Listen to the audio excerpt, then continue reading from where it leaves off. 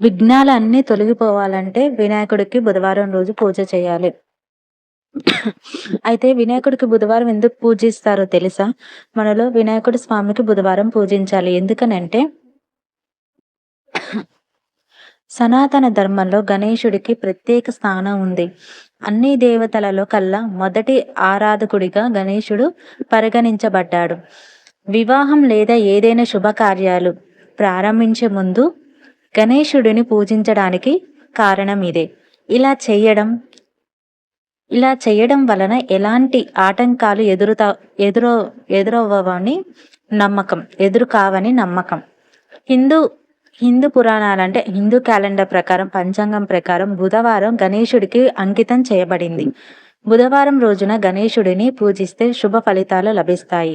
బుధవారం చేయాల్సిన పరిహారాలు ఏమిటంటే బుధవారం నాడు ఓం గం గణపతియే నమః లేదా శ్రీ గణేశాయ నమః అనే మంత్రాన్ని జపించండి.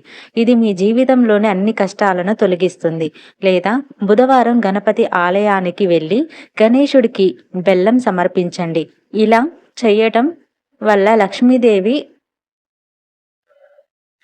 చేయటం వల్ల లక్ష్మీదేవికి గణేశుడికి కూడా సంతోషిస్తారు. ఎందుకంటే ఇంట్లో డబ్బు ఆహారానికి కొరత ఉండదు.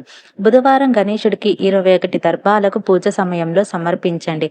ఇలా చేయటం వల్ల గణపతి అనుగ్రహం త్వరగా కలుగుతుంది. బుధవారం రోజున ఆవుకు పచ్చగడ్డిని ఆహారంగా అందించండి. దీని వలన గణపతి ఆశీర్వాదాలు లభిస్తాయి. బుధవారం రోజు చేసే మంచి పనులు ఏదైనా స్వీకరించండి. ఇంకొకటి సంకటహర చతుర్థి.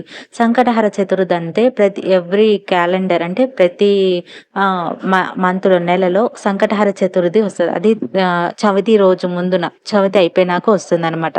అది గణేశుడికి చాలా ప్రీతికరమైనది. ఆ సంకటహర చతుర్థి అనేది 3 లేదా 5 లేదా ఇలా ఎన్నోసార్లైనా ఆడ్ నెంబర్స్తో పూజిస్తే మన అనుకున్న కోరికలు నెరవేరుతాయి. ఇది కూడా దేవుడికి శుభకరమైన సంకటహర చతుర్థి రోజున చేయాలన్నమాట.